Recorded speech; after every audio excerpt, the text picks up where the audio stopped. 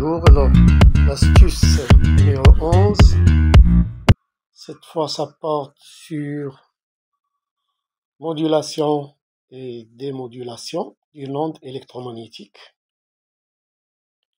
Vous savez qu'on peut transmettre une information à grande distance en modulant l'amplitude d'une onde électromagnétique qui se propage d'un émetteur à un récepteur.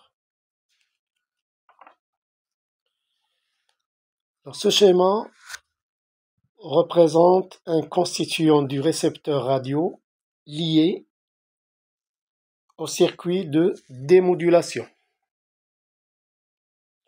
Ce constituant est équivalent à une bobine d'inductance L, de résistance R, celle-là, associée à un condensateur de capacité C variable. Le circuit formé par la bobine et le condensateur est mis en vibration forcée par l'intermédiaire de l'antenne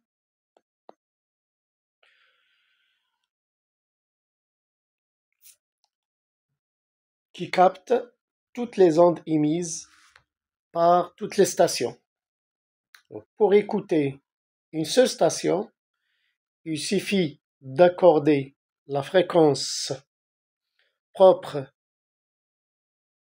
du circuit RLC ainsi formé de l'émetteur à la fréquence de l'émetteur en faisant varier la capacité C. Voilà. Donc, la question c'est calculer la valeur à laquelle il faut ajuster la capacité C de l'élément récepteur, celui-là, pour que la fréquence propre soit N0 égale 180 kHz. D'accord? Donc, autrement dit, pour recevoir une station qui a cette fréquence-là, 180 kHz. Bien. Alors, nous savons que pour un circuit RLC, N0, la fréquence c'est 1 sur 2pi racine de LC. Connaissant L, connaissant N0, on va calculer C. N0 au carré égale 1 sur 4pi au carré LC. C égale 1 sur 4pi au carré L N0 au carré.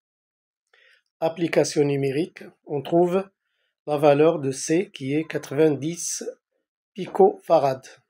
Donc on doit régler la capacité sur cette valeur, 90 picofarad, pour recevoir cette station qui a la fréquence de 180 kHz. Voilà pour la première question. La deuxième, on vous dit, trouvez l'intervalle des valeurs de C' pour avoir une bonne détection d'enveloppe. On donne NI 5 kHz, fréquence de l'information émise, et R' égale 100 kHz. Alors, on parle de ce côté-là, circuit de démodulation. Alors, à quelle valeur ou l'intervalle des valeurs où doit se trouver C' pour avoir une bonne détection d'enveloppe. Bonne détection d'enveloppe, sachant que la fréquence de l'information émise c'est 5 kHz et R' c'est 100 kilo-ohms. Pardon, là c'est kilo-ohms. Bien. Alors la réponse, alors la condition pour avoir une bonne détection est la suivante, c'est le cours, R'C' doit être compris entre TP, période de l'onde porteuse, et la période du signal transmis.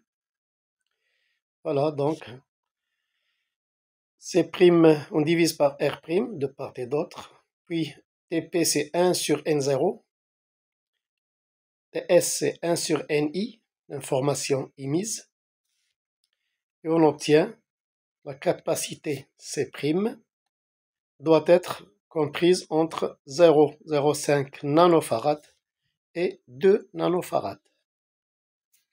Voilà, j'espère que c'était clair. Alors n'oubliez pas de vous abonner pour avoir plus d'informations. Merci.